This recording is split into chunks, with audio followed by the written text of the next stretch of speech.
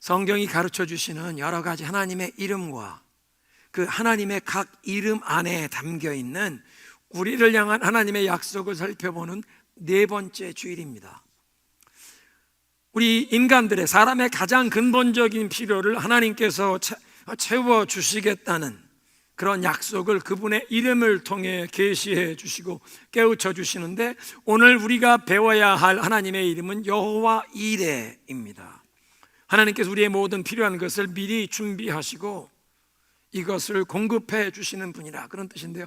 한번 따라하겠습니다. 여호와 이레, 미리 예비하시고 공급하시는 하나님. 우리의 모든 필요를 미리 아시고 그걸 예비하시고 공급해 주시는 하나님이시다. 하나님이 당신을 여호와 이레로 처음 계시하셨던 이 사건, 아브라함이 이삭을 하나님께 이 제물로 바쳤던 사건은 지난 주간 동안 여러분 유튜브 채널을 통해서 또 교회 현장에서 글로벌 특세에 참여하셨던 분들은 2번 이 말씀을 설교 중에 본문으로 들었습니다. 화요일 아침에 우리 캐나다 밴쿠버의 그레이스교회 박신일 목사님께서 이 창세기 22장 이 사건을 처음 설교를 시작하는 본문으로 사용하셨고, 목요일에 내려놓음의 저자 이용규 선교사님께서 이 말씀을 가지고 내려놓음을 더 깊은 의미로 다시 한번 그렇게 말씀을 나누셨습니다. 아브라함이 100세에 얻은 아들이 이삭이었기 때문에 그렇게 귀한 아들을 하나님께 제물로 바친다는 것은 아마 아브라함에게 가장 어려운 일이었을 것입니다. 그런데 아브라함이 하나님의 말씀에 순종을 합니다. 이삭을 제물로 바치려는 순간, 오늘 우리가 읽었던 이 성경에서는 천사가 아브라함아, 아브라함아, 다급한 천사의 음성이 거의 들리죠. 그런데 우리 박신일 목사님께서 언급하신 렘브란트, 1635년에 렘브란트의 성화된 이미지네이션을 가지고 그림을 그렸는데요, 천사가 아브라함에게 이름만 아브라함아, 아브라함아 부르는 것이 아니라 천사의 오른손이 칼을 쥔 아브라함의 오른손을 붙잡았습니다. 빛의 화가라고 부르죠, 렘브란트. 하나님의 빛이 아브라함의 얼굴에 비치고 있습니다. 아브라함이 100세에 이삭을 얻었는데, 지금 이삭을 제사라고 할 때 이삭의 나이가 14살, 15살이면 지금 아브라함은 나이가 아마 115세의 노인인데, 아들을 잡아서 제물로 하나님께 바치려는 순간인데도 이 노인의 얼굴에, 눈에 광기가 없습니다. 도리어 차분한 평안함, 어떤 기대하는 인상입니다. 천사가 오른손으로 아브라함의 오른손을 붙잡았는데 왼손은 하늘을 가르치면서 하나님을 가리킵니다. 하나님을 보라. 그런데 저 그림에서 빛이 가장 환하게 비치며 조명이 되는, 집중이 되는 것은 아브라함이 아니라 제물로 누운 외아들입니다. 그런데 어디서 많이 본 장면 같지 않습니까? 창세기 22장 우리가 읽은 말씀에는 아브라함이 제단을 쌓고 나무를 올려놓고 아들을 묶어서 올려놓았다 그랬는데, 저 그림에는 아들이 묶여있지 않습니다. 그리고 아브라함의 오른손은 칼을 들었다가 떨구고 있는데 왼손으로 아들의 입을 막고 있습니다. 그리고 제물로 바쳐지는 아들은 털 깎는 자 앞에서 잠잠한 어린 양처럼 아무 말도 하지 않고 아버지의 뜻에 완전히 순복하며 자신을 순순히 제물로 내어주는 아들, 하나님의 외아들 예수 그리스도의 모습이 십자가에 벌거벗기운 채 자기 자신을 제물로 내어주시는 하나님의 독생자 예수님의 모습이 저 장면에 아브라함의 모습과 함께 투영이 되고 있습니다. 이삭의 모습에. 그리고 박신일 목사님 설교처럼 저런 장면을 통해서 하나님께서 당신의 독생자 어린 양을 준비하시는 분이심을 계시해 주시는데요, 천사가 얘기합니다. 내가 네 아들이라도, 네 외아들이라도 내게 아끼지 아니하였으니 네가 정말 하나님을 경외하고 사랑하는 줄을 이제야 아노라. 그러니까 아들을, 이삭을 하나님께 제물로 바치라는 것은 아브라함의 믿음을 시험하는 테스트였다. 그리고 아브라함이 순종할 때 하나님께서 당신이 모든 필요를 미리 예비하시고 공급하시는 여호와 일의 되심을 보여주셨다. 그러니까 우리들의 인생에서도 여러 가지 환난과 여러 가지 시험을 통해서 우리가 믿음과 순종으로 나가면 하나님께서는 우리의 모든 필요를 준비하시고 공급하시는 여호와 일의 되심을 보여주신다는 뜻입니다. 여러분, 박신일 목사님 메시지 중에서 그런 내용이 기억나십니까? 주일 예배만 출석하면서 하나님과 적당한 거리를 유지하는 사람들에게는 하나님께 너무 가까이 갔다간 하나님이 부담스러운 일을, 어려운 일을 시킬까 봐 하나님께 적당한 거리를 유지하면서 주일 출석만 하면 신앙생활 하는 사람들에게 하나님은 어려운 분, 두려워해야 할 분, 희생을, 어려운 것을 요구하시는 분으로 남아있지만, 하나님의 말씀이 힘들고 어려워도 순종의 길을 가면 모리아산까지 3일 길을 아들을 제사로 바치겠다고 데리고 가는 길이 그 발걸음이 쉬웠겠습니까? 3일 길을 가서 모리아산 올라가는 것이 쉬웠겠습니까? 그 산을 올라가서 거기에 제단을 쌓아놓고 아들을 하나님께 바치겠다고 칼을 쳐드는 게 쉬웠겠습니까? 그런데 어렵지만 하나님의 말씀에 순종하는 사람들은 그 순종의 자리에서 하나님께서 우리에게 우리 자식들을 희생의 제물로 바치라고 요구하시는 분이 아니라 도리어 하나님 자신의 독생자를 우리에게 희생 제물로 내어주시는 사랑의 하나님이심을 경험하게 될 줄로 믿습니다. 먼 거리에서 하나님과 적당한 거리를 유지하는 사람에게는 하나님은 부담스러운, 두려워해야 할 뿐, 희생을 요구하는 어려운 분이지만 순종하는 자리에 나아가면 그게 아니구나, 나에게 희생 순종을 요구하는 것 같았는데 하나님 당신의 아들을, 독생자를 내어주시는 사랑의 하나님이시구나. 순종하는 사람에게 여호와 일에 되시는 하나님이 주시는 축복의 약속이 우리가 함께 읽은 빌립보서 4장 19절입니다. 내 하나님께서 그리스도 예수 안에서 그분의 그 영광의 풍성함을 따라 여러분의 모든 필요를 다 채워주실 것입니다.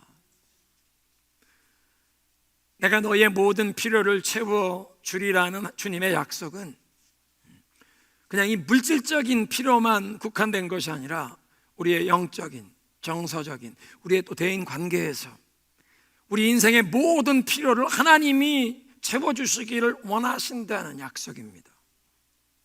그런데 우리 주위를 돌아보면 하나님의 자녀된 크리스천들 가운데 필요가 채워지지 않은 궁핍함 가운데 어려움을 경험하는 분들이 계십니다. 가난한 사람도 있고 자신의 삶에 정말 꼭 필요한 어떤 것들이 채워지지 않아 어려움을 경험하는 분들이 계십니다. 아니, 그렇다면 내 하나님께서 그리스도 예수 안에서 그분의 그 영광의 풍성함을 따라 여러분의 모든 필요를 채워주시리라고 하시는 이 하나님의 약속이 거짓말이 되었습니까? 왜 그리스도인들이 그 필요가 채워지지 않는 어려움을 경험합니까?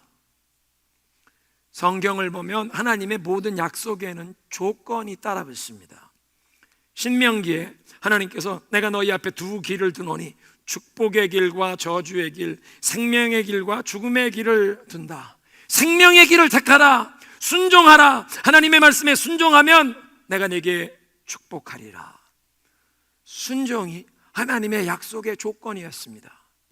그러면 이 빌립보서 4장 19절, 내 하나님께서 그리스도 예수 안에서 그분의 영광의 풍성함을 따라 모든 필요를 채워주신다는 이 약속의 조건은 무엇입니까? 믿음입니다. 예수님께서 이렇게 말씀하십니다. 내 믿음대로 될지어다. 2명의 시각 장애인이 예수님을 부르며 도움을 구했습니다. 다윗의 자손이여 우리를 불쌍히 여기소서. 예수님께서 가던 걸음을 멈추시고 그들에게 대답하십니다. 내가 너희들을 고칠 줄을 믿느냐? 주여 믿나이다. 내 믿음대로 될지어다. 우리의 믿음을 통해 하나님의 능력과 그 축복을 내 인생에 경험하는 정도가 결정된다는 중요한 사실을 선포하십니다. 예수님의 말씀은 네가 믿는 만큼 나의 치유하고 회복하는 능력을 너의 삶에, 너의 가정에 경험할지어다. 주님을 믿는 만큼. 그러니까 인생의 여러 가지 어려운 시련과 우리의 경험하는 이 시험 가운데 하나님 앞에 믿음으로 반응하면, 순종으로 반응하면 우리의 모든 필요를 공급하시는 여호와 이레 되시는 하나님을 경험하게 될 줄로 믿습니다. 그렇다면 성도들의 삶에, 하나님의 자녀들의 삶에 왜 시련을 허락하시느냐, 어려움을 허락하시느냐? 베드로전서 1장 7절은 이렇게 얘기합니다.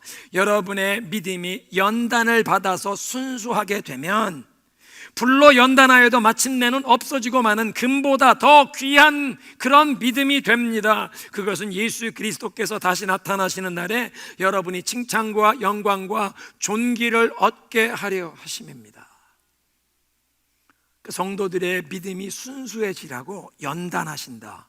마치 불 속에 넣어서 모든 불순물을 제거하여 순금으로 나오는 것처럼 우리의 믿음이 합격품, 정품이라고 하나님이 인정하시면 예수님 재림하시는 날 그 앞에서 칭찬과 영광과 존귀를 얻게 하시려고 시련을 허락하신다. 그런데 그런 시련 가운데 믿음과 순종으로 통과하여 하나님께 인정을 받으면 여호와 이레 되시는, 우리의 모든 필요를 채우시는 하나님의 은혜를 경험할 줄로 믿습니다.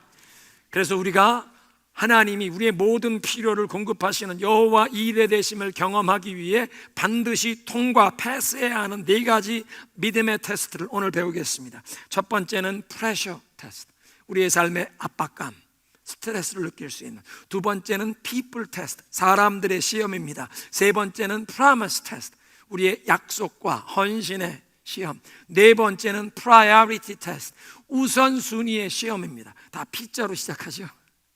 프레셔 테스트, 내 삶의 압박감, 스트레스를 느끼는 이런 어려운 문제, 그런 일들이 나에게 다가올 때 어떻게 나는 반응할 것인가? 여러분, 문제가 발생하면 여러분은 누구를 제일 먼저 찾으십니까? 나를 도와줄 사람을 찾으십니까? 아니면 제일 먼저 하나님을 찾으십니까? 어떤 사람들은 문제를 만나면, 또 막 스트레스가 쌓이면 스트레스를 풀기 위해서 술을 찾는 분들이 계십니다. 술을 마셔서 이 스트레스를 풀겠다고. 어떤 분은 술이 아니라 음식을 먹어서 스트레스를 해소하려는 분들이 있습니다. 컴포트 푸드라고 하죠, 영어로.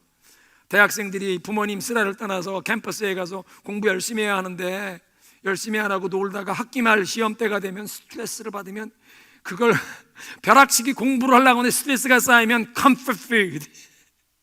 어렸을 때 자랄 때 엄마 아빠가 자기들 데리고 항상 맥도날드에 가면 맥도날드 밀킷 받으면 그 장난감이 따라오니까 그걸 자주 사주다 보니까 애들에게 컴포트 푸드가 맥도날드와 프렌치 프라이.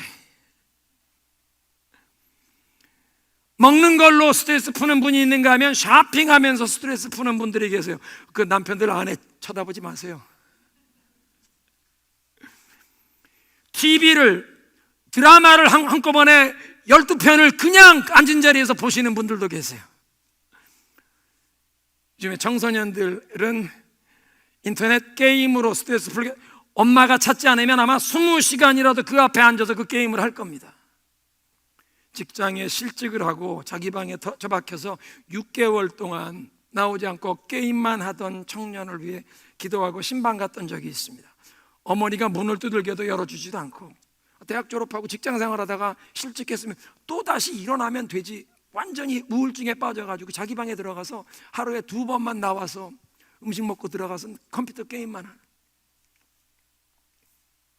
어떤 사람은 스트레스가 쌓이면 친구에게 대화로 풀려고 해서, 그런데 친구에게 전화로 2시간 이 답답한 사정을 다 아랜다고 문제가 해결이 됩니까?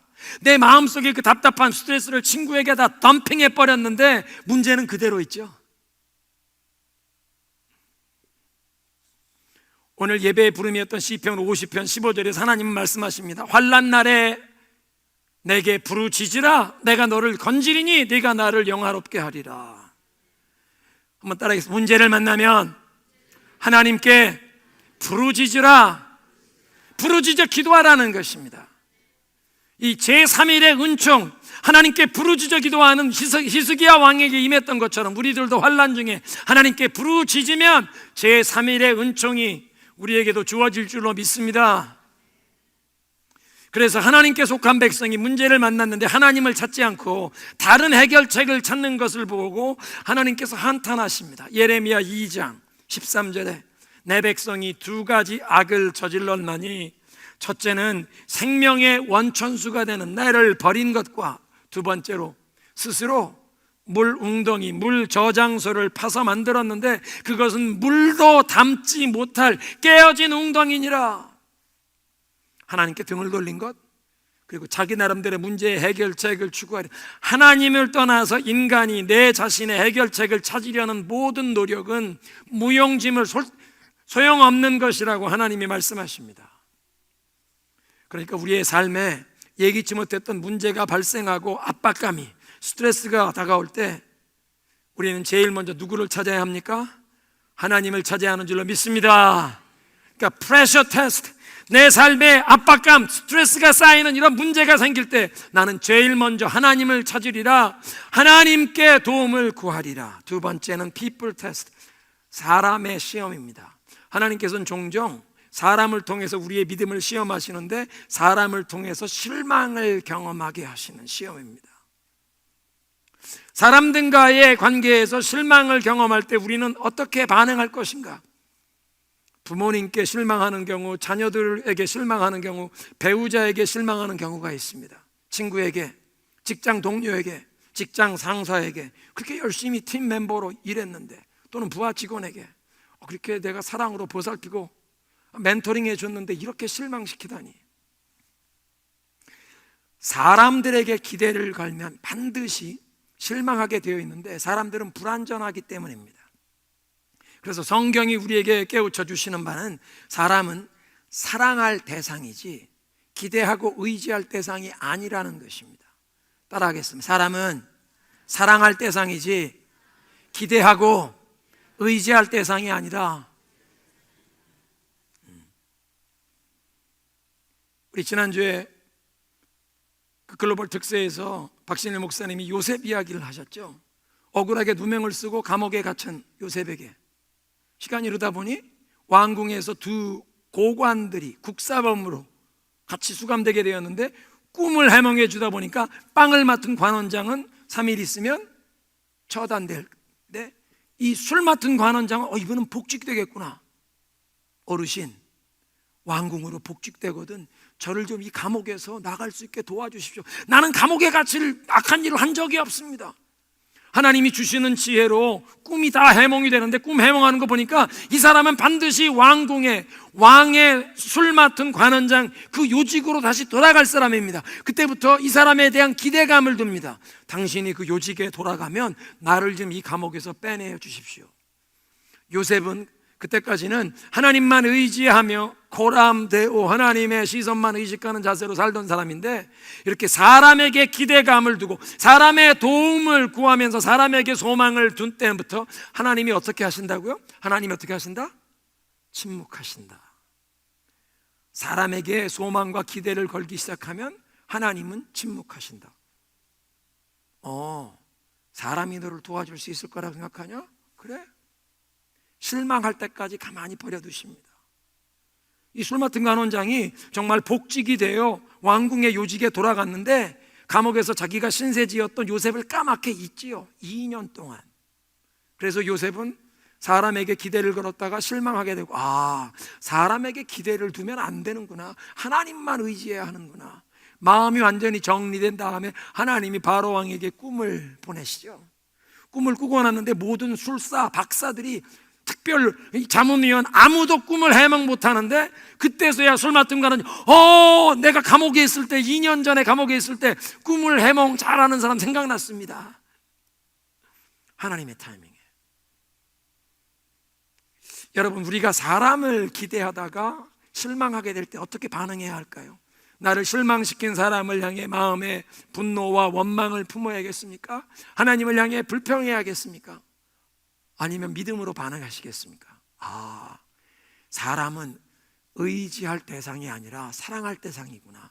나의 유일한 의지할 대상, 나의 모든 기대와 소망을 오직 하나님께만 두리라. 이사야 2장 22절 말씀하십니다. 너희는 사람을 의지하지 말라. 그의 숨이 코에 있으니.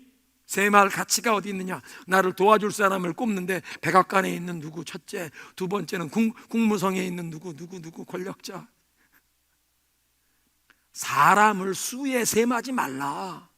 숨을 내쉬었다가 다시 들이마시 못하면 그 인생 끝나는 건데 무슨 셈할 가치가 있느냐? 사람을 의지하지 말라. 이사야 49장 23절, 나를 바라는 자는 수치를 당하지 아니하리라. 하나님을 바라는 자는, 하나님을 의지하는 자는 수치를 당하지 않을 줄로 믿습니다. 하나님을 의지하면 실망치 않을 줄로 믿습니다. 그러니까 사람들과의 관계에서 실망을 경험할 때 분노하고 나를 실망시킨 사람 미워하고 원망하는 것이 아니라, 사람은 의지하고 기대할 대상이 아니라 사랑할 대상이요, 나의 모든 소망, 나의 기대를 하나님께만 두리라. 우리의 믿음을 다시 한번 새롭게 할 줄로 믿습니다. 세 번째는 promise test, 우리의 약속, 우리의 결단과 헌신, 커미트먼트를 지킬 것인가. 우리 인생이란 결국은 우리의 이 선택, 결정이 쌓여서 그 선택과 결정을 지켜가는 그 헌신이 결정체가 되는 것입니다.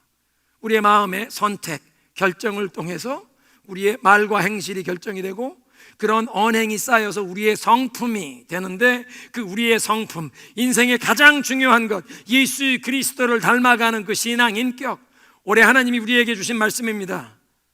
계속 남을 열매를 맺으라. 두 가지 열매죠. 예수님을 닮아가는 성품의 열매, 그 성품이 바탕이 기초가 되어 행해지는 선행의 열매. 사랑하는 성도 여러분, 우리가 예수님을 닮아가는 이 성품, 이것은 영원토록 주님 앞에까지 가지고 가는 것입니다. 그런데 이렇게 이 주님을 닮아가는 우리의 성품이 다듬어져 가는, 그러니까 결국은 우리의 마음속에 결단하고 헌신하고 약속한 하나님 앞에 이 커밋먼트, 약속을 지켜가는 것, 결단과 헌신을 지키는 아마 좋은 예가 우리 주변에서 가장 흔하게 보는 것이 우리 운동선수들일 것입니다. 올림픽이나 얼마 전에 아시안게임을 했는데요, 월드컵이나 올림픽의 국가대표가 되기 위해서 이 운동선수들이 얼마나 고된 훈련을 반복하며 준비하는지 생각해 보십시오. 챔피언이 되기 위해서 그 피눈물 나는 노력, 그 고된 훈련을 반복하는 것입니다. 꾸준히 반복하는 것입니다. 그래야 마지막에 챔피언의 금메달을 걸게 되지 않습니까? 아마 요즘 대한민국을 가장 빛내는 이 스포츠맨, 운동선수는 아마 축구선수 손흥민 선수가 아닐까 합니다. 영국의 프리미어 리그에서 득점왕으로 활약하는 손흥민, 전 세계에서 가장 인기 있는 스포츠가 축구인데, 그래서 전 세계 모든 어린아이들도 손흥민 다 합니다. 손흥민이 대한민국 사람인 것도 다 합니다. 영국 사람들은 소니라고 부른다고 하죠.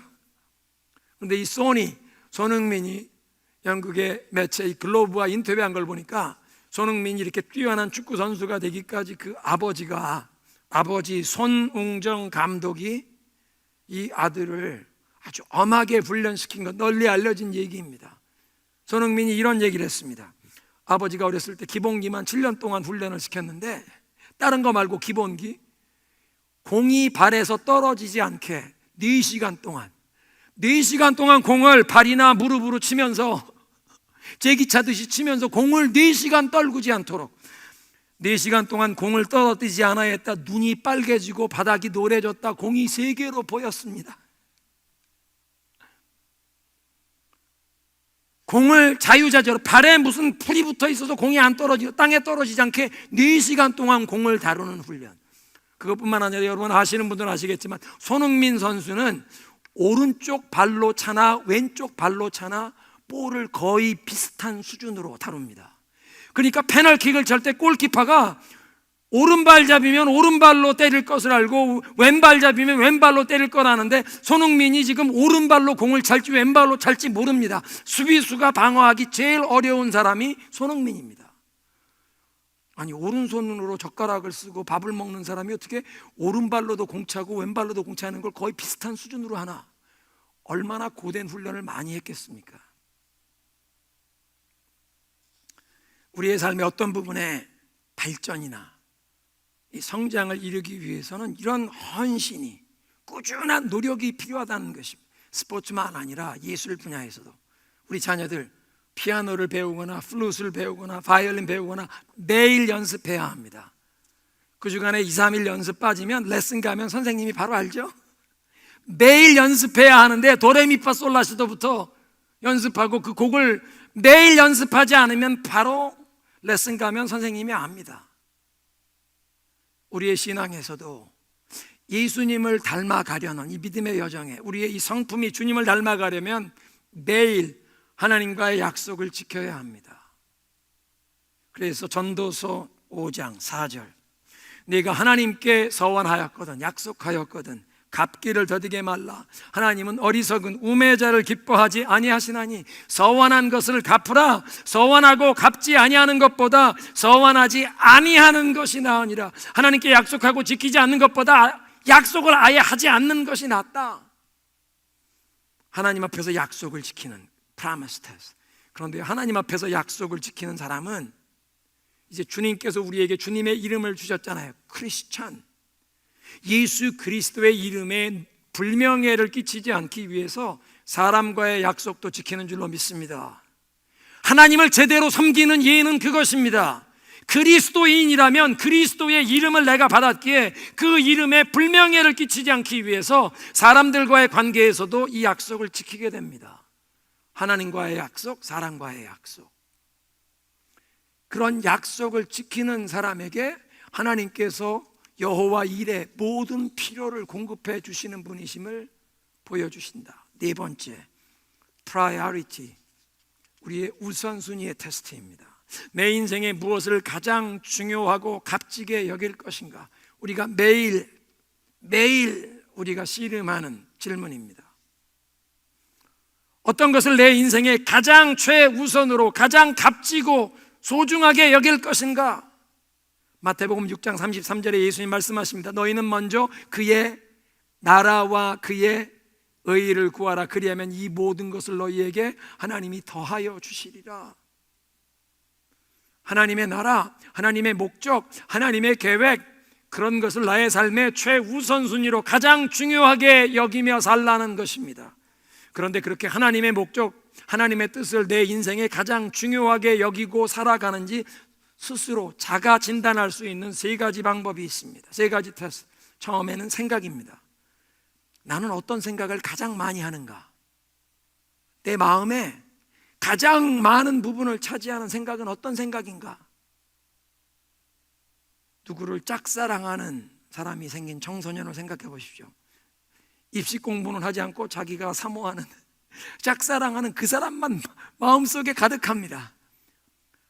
여러분 마음속에 시간의 여유가 생기시면 여러분 생각이 어디를 향하십니까? 예수님을 향하십니까?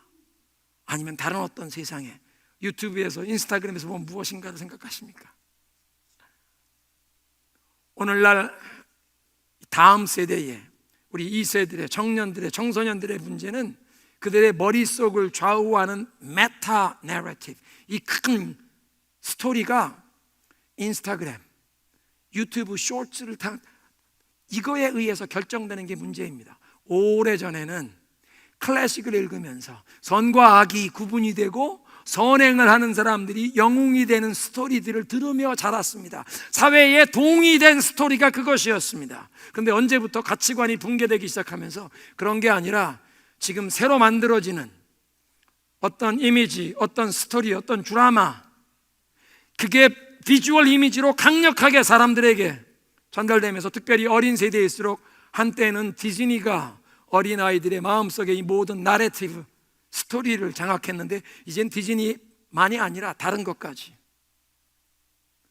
이제 우리의 과제는 어떻게 하면 우리 다음 세대가 예수 그리스도의 스토리가 그 마음에 사로잡혀서 자기의 인생의 물줄기를 이 예수 그리스도의 이 메타 나래티브, 이 가스펠을 따라 살아갈 것인가?